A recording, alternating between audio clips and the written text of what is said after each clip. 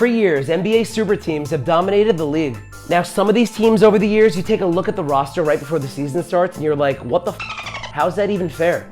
We all know a super team consists of 3 superstars or more coming together for one common goal, to win a ring. Anything short of a championship is usually considered a failure.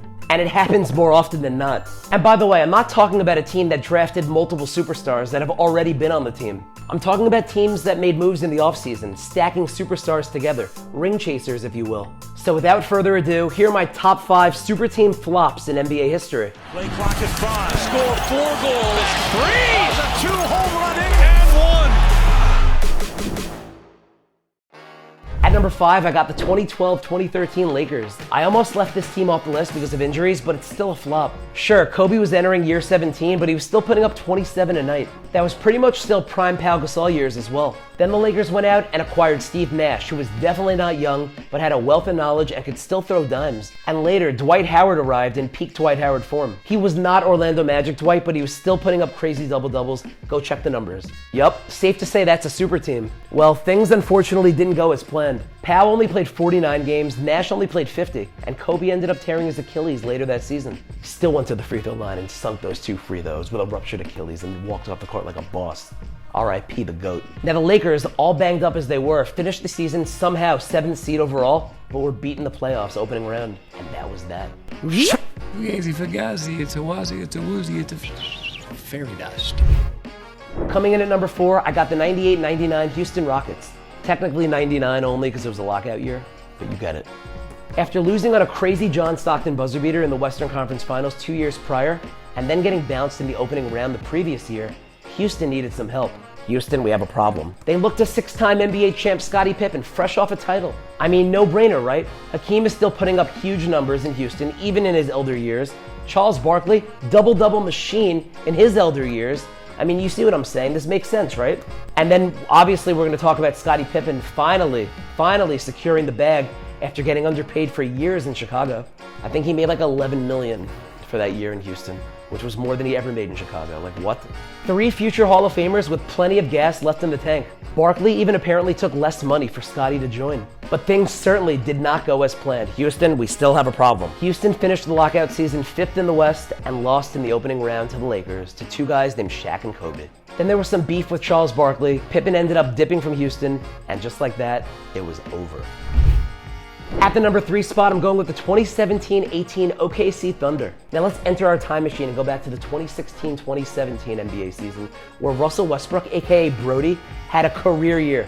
Actually, an historic year. The only problem was he needed some help. I mean, Steven Adams was good, but like, that's not enough to win a title, or at least contend for one. So what did the Thunder do? They went out and got Carmelo Anthony and Paul George, 2 prolific scorers, one about to be in his prime, and one kind of on the tail end, but still is a walking bucket. You already know what I'm talking about. Now combine 3 superstars, all hungry for their first ring, and maybe, just maybe, they could compete with the Golden State Warriors.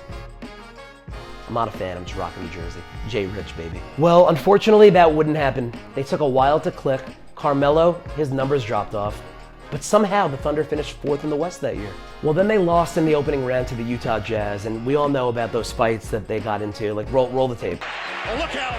Crowder getting into it with Carmelo Anthony. And just like that, that super team, that experiment, that was over too. The door is shut, the lights are out, the butter's getting hard, the eggs are getting cool, the Jell-O's jiggling!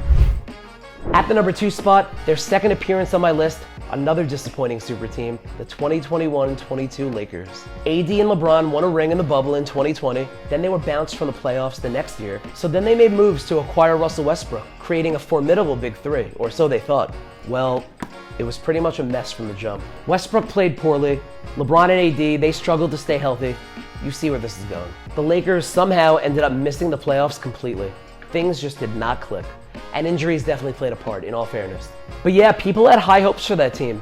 I mean, there were some haters out there, but people really thought, like, that's a title run. Westbrook's gonna get his first. But it didn't happen.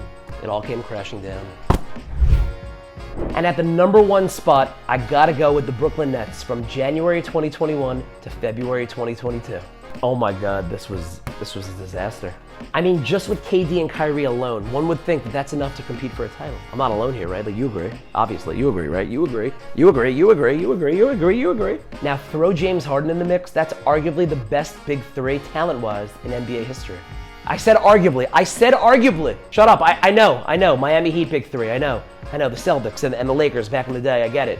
Michael Jordan, Scottie Pippen, Robin. I know. Arguably, Harden, Durant, Kyrie in their primes. Well, nothing came of it. First off, James Harden and Kyrie, they dealt with a bunch of injuries. Then the Nets lose to the Bucks in the conference semis. The next season, the team says that Kyrie won't be joining them because of his vaccination status. Then Kyrie rejoins the team as a part-time player 2 months later. And then Harden wants out and he's shipped to Philly. All in all, the three future Hall of Famers played a grand total of 16 games together. If that was an NFL season, great. Would have been awesome, but it wasn't.